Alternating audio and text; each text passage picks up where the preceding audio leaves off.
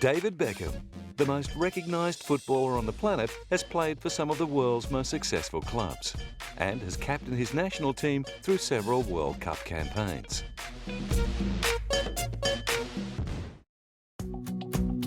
David Beckham's phenomenal cross-cultural resonance has made him a superstar in corners of the globe he's never even heard of, and where no one even knows how to play football.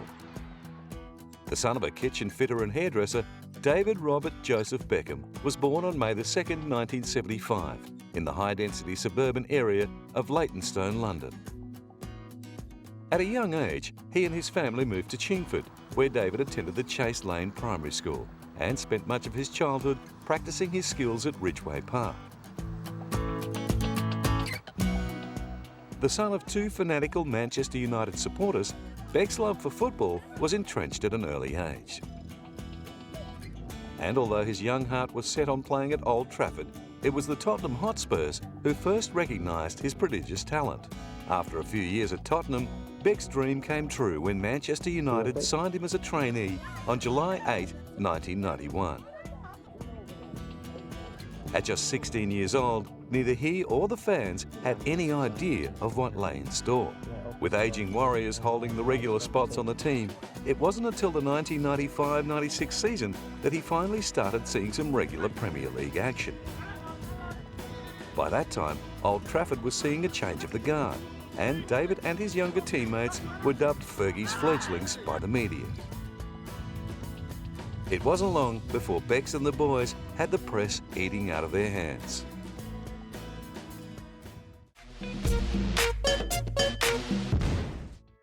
David Beckham's star was on the rise, and so was the confidence of his teammates at Old Trafford. With mastermind Alex Ferguson calling the shots and Becks executing the plays, Man U hit one of the most dominating streaks in English football history.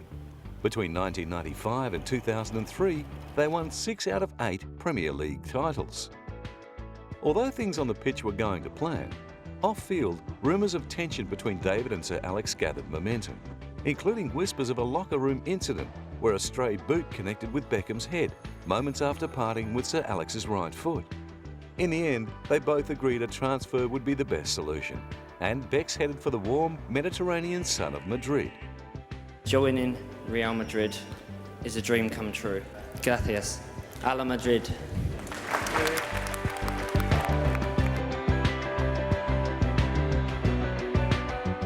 The change of clubs also brought about a big change of circumstances.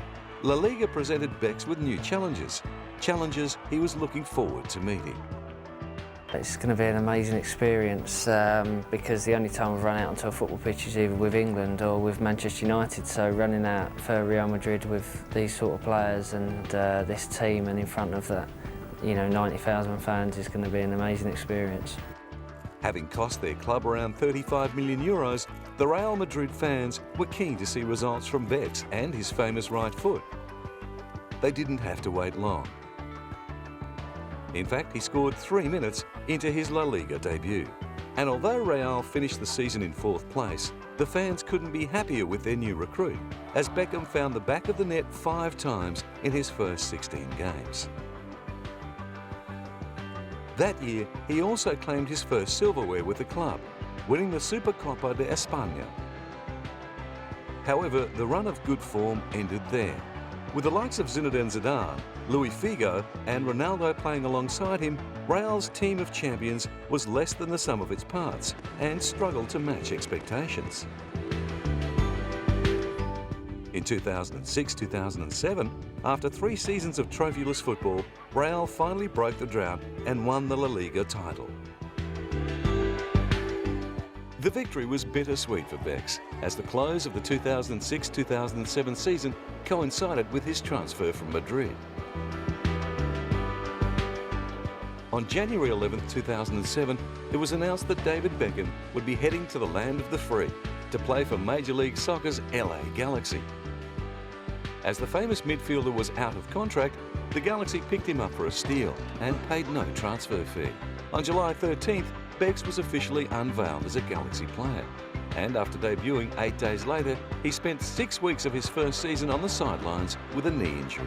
The frustration continued for Becks, his teammates and the LA Galaxy supporters, when in the final MLS game for the season, they were knocked out of playoff contention with a 1-0 loss to the Chicago Fire. The following season saw the Galaxy start well, but when their form headed south, debate about Beckham's effectiveness flared up. His on-field performances had been consistent but far from his best. Failing to live up to the expectations of Galaxy fans and officials, Becks was given the chance to find form back in Europe. I've been given the chance to go to Milan on loan for a few months, and I'm honoured. I'm honoured to be given the chance. The temporary move gave Becks the opportunity to reconnect with his elusive form. It also left the door ajar for another World Cup selection. The new AC Milan recruit was clearly thrilled to be given another opportunity to mix it with other world-class footballers. He couldn't keep the smile off his face. I'm very happy to be here. It's a great honour, and I've been very lucky in my career to play at some of the biggest clubs in the world, with Manchester United, Real Madrid, and of course AC Milan. Back in Europe, Beckham found the touch that had eluded him for so long in the States, almost immediately. Although it was initially announced that he would only play for Milan until the beginning of the 2009 MLS season, his great form impressed the club so much they were keen for him to stay.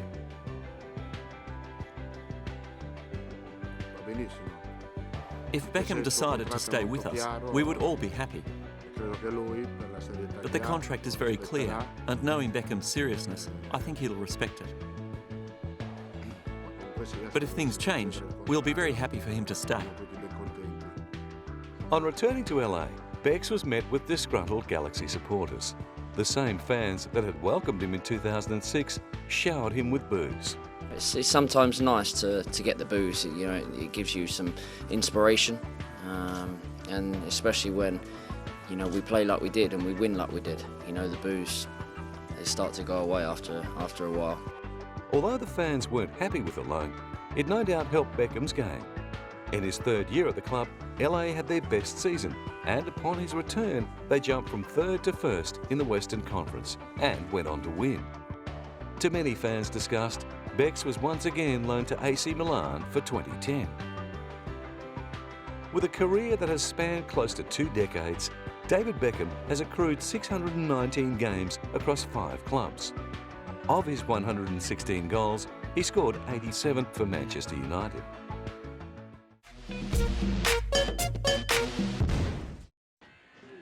With the hype surrounding David Beckham's performances for Manchester United increasing, nobody was surprised when he made his national team debut on September 1, 1996. It wasn't until a few years later that he became a regular on the team and played in every qualifying match leading up to the 1998 World Cup. However, his World Cup debut wasn't all chocolates and roses.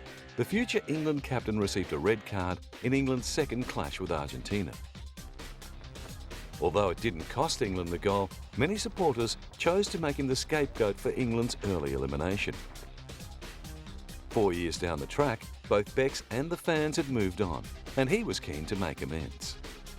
Yeah, I think there's certain teams that people are mentioning, and there's going to be obviously a lot of world-class players in this competition, and hopefully we can do well.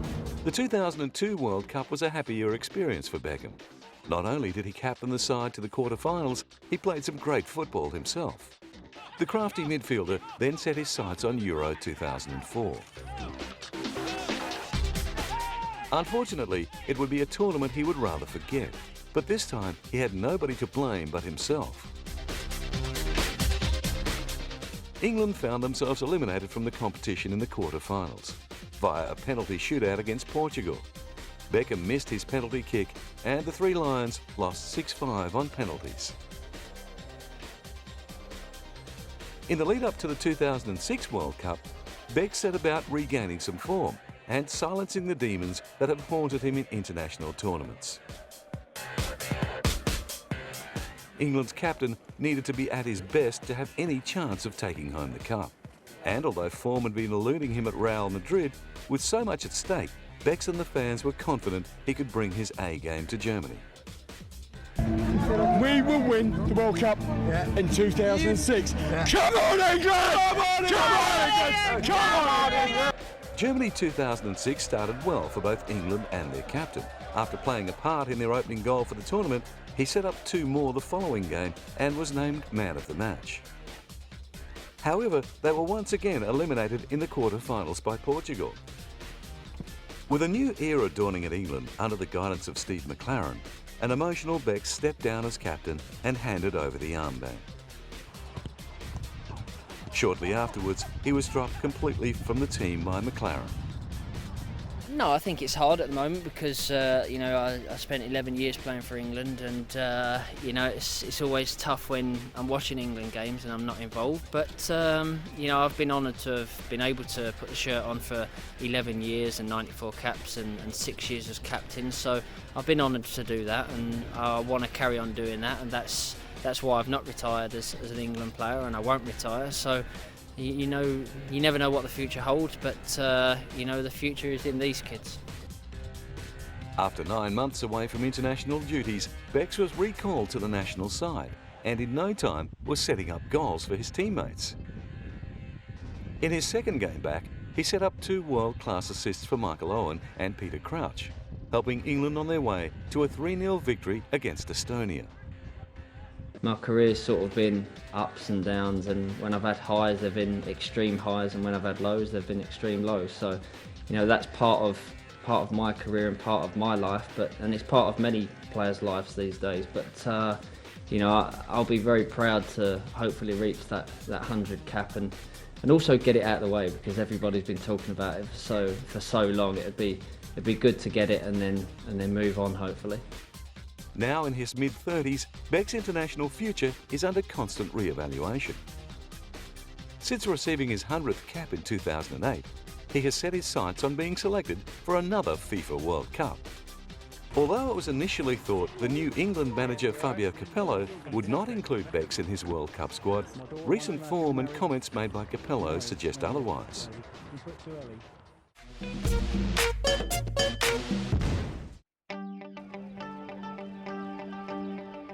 Off the pitch, David Beckham's poster boy good looks and phenomenal cross-cultural appeal have made him the most famous footballer the world has ever seen. His success has much to do with his business-savvy wife, Victoria Beckham. Ever since their first meeting at a Manchester United game in 1997, the private and professional lives of Posh and Becks have been front-page fodder for magazines and tabloids throughout Europe and Asia. The world's premier football couple have 3 children, Brooklyn, Romeo and Cruz. However, Posh and Beck's path to fame and fortune hasn't been an entirely smooth ride. Affair claims in 2004 left Becks in damage control as his former personal assistant Rebecca Lewis went public with an alleged romance. Rebecca claimed that while spending lengthy periods away from Posh and the kids, during their relocation to Madrid, she and David became romantically involved. To this day, the football legend has denied the allegations. I think the way the news side have treated me in the last few months has been an absolute disgrace. I've done the same with the News of the World because I think they've tried to ruin my family. I think that I've done the same with the Mail because I've been called a bad father, I've been called a bad husband, and my wife's been called a bad mother. So, but I realise as England captain, and I've just said to the papers as well, that I'm actually a nice person as well. So, that's why I'm here. That's why I know that as England captain, I need to talk to people and the fans, and I just wanted to make that clear to everyone. Although this was undoubtedly a tough time, the Beckhams stayed strong and continued to build their empire. With a growing portfolio worthy of a Wall Street tycoon, they weren't afraid to use the Beckham name to sell a wide range of products. The ever-expanding Beckham brand even took on the world of publishing. Although it's not uncommon for footballers to release an autobiography or two, Becks has taken it one step further. There are currently close to 20 different titles detailing almost every aspect of the midfielder's life. There is even a book written by his father, Ted Beckham, about David's rise from park football to national team captain.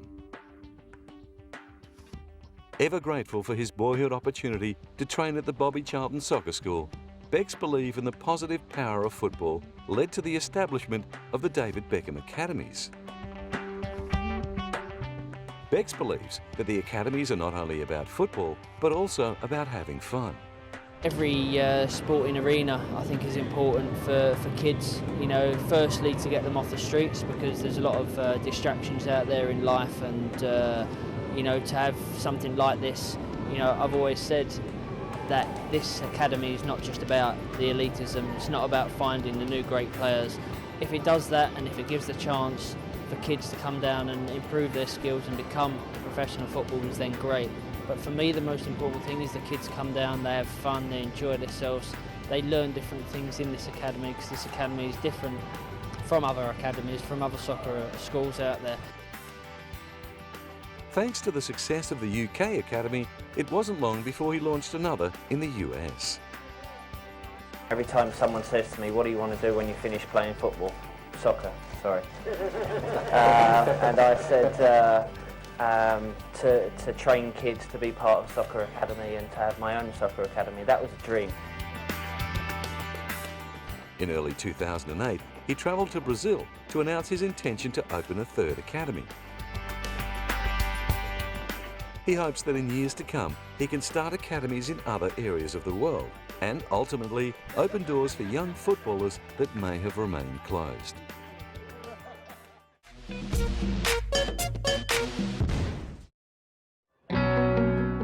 On joining Real Madrid in 2003, Beckham was given the opportunity to play with some of the greatest players of the modern era.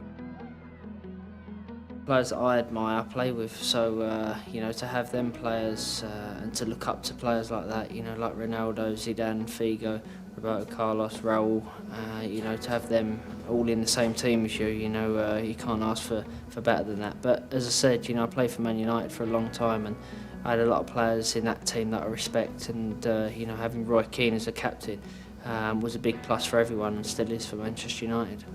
Brazilian striker Ronaldo is a once-in-a-generation player. Born in Rio de Janeiro on September 22, 1976, he is one of only two men to be named the World Footballer of the Year on 3 separate occasions. Joining Real Madrid in 2002, just 1 year before David Beckham, it didn't take long for Ronaldo to find form. He finished his first season scoring 30 goals from just 44 appearances. Despite being constantly dogged by injuries, the Brazilian has won 2 World Cups and claimed over 50 individual honours. Portuguese legend Luís Figo is another member of the star-studded Real Madrid team. Playing as an attacking midfielder, the 2001 World Player of the Year was involved in one of the most controversial transfers in football history. In 2000, he moved from Spanish rivals FC Barcelona to arch-enemies Real Madrid for the then world record fee of around €41 million. Barca have never forgiven him. Former Man United captain Roy Keane is no doubt one of the most loved footballers down at Old Trafford. Who's your favourite player on Man United? Keane. With a career that lasted close to 2 decades, he played 480 times for the Red Devils and scored 51 goals. Apart from David Beckham, Bobby Moore would have to be the most renowned captain of England. With close to 700 appearances in club football, the London-born Moore made his international debut in May 1962. Just 1 year later, at the tender age of 22, he captained his country for the first time. However, it was in the 1966 World Cup that he etched his name into the record books. In the first World Cup final against West Germany, England won 3-2 in extra time. Moore became the first person to captain England to World Cup glory and remains England's sole World Cup winning captain to this day.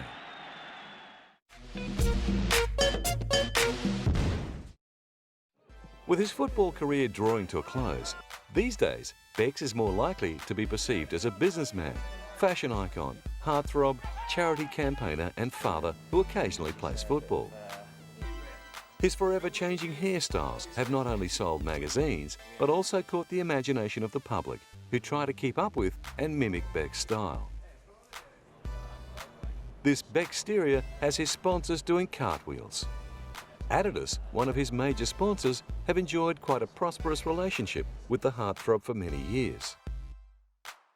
They've got David endorsing everything from Adidas footwear to footballs, and the marketing team just have to sit back and let the Beckham name do the rest. Crowned the ultimate metrosexual in 2002, a partnership with an eyewear company seemed the perfect fit for Becks. Police sunglasses, who took their inspiration worn from eyewear by US police officers in the 1980s, have used the megastar to promote their collection all over the globe. Mobile technology is another area in which he earns some serious cash away from football. Vodafone was one of the first big sponsors to jump on board the Beckham bandwagon, but when they failed to meet an agreement in 2005, it left the door open for mobile phone competitor Motorola. Years later, Motorola is still merrily shelling out millions to have Becks help shift their products. Not only have David and Victoria carefully nurtured his portfolio of sponsorships and endorsements, they've also started creating their own labels. At Macy's in New York City, the power couple launched their new fragrance, Beckham Signature, in September of 2008. If the hysteria surrounding Posh and Becks at the launch was a measure of success, then the glamour couple are on to another winner.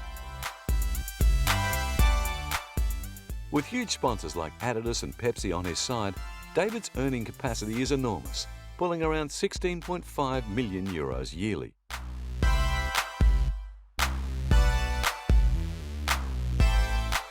Although his salary might not match the likes of Lionel Messi, his income away from football easily compensates for that. At last count, the David Beckham empire was estimated to be worth around $225 million. This wealth can be attributed to his privileged position as the most famous sportsperson on the planet. And his appearance at the closing ceremony of the 2008 Beijing Olympic Games didn't do any harm to his profile. Really a proud moment for myself to be involved in something like this. You know, it's something that I was really proud to be obviously asked to be part of the bid, and now to be part of the closing ceremony and the handover was you know, it's an amazing moment for myself. Another proud moment came when he received an Order of the British Empire in June 2003 for his services to football.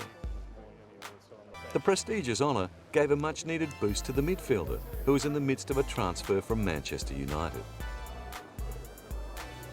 The honour would undeniably mark one of Beckham's greatest personal achievements. Throughout his career, he has claimed a number of other personal honours. In 1996-97, he was named the Sir Matt Busby Player of the Year, as well as the PFA Young Player of the Year. With the US at his feet, a loving family to support him, and hundreds of millions in the bank, Leytonstone's favourite son has laid the foundations for a life of luxury. With his football career drawing to a close, the sky is the limit for this football hero.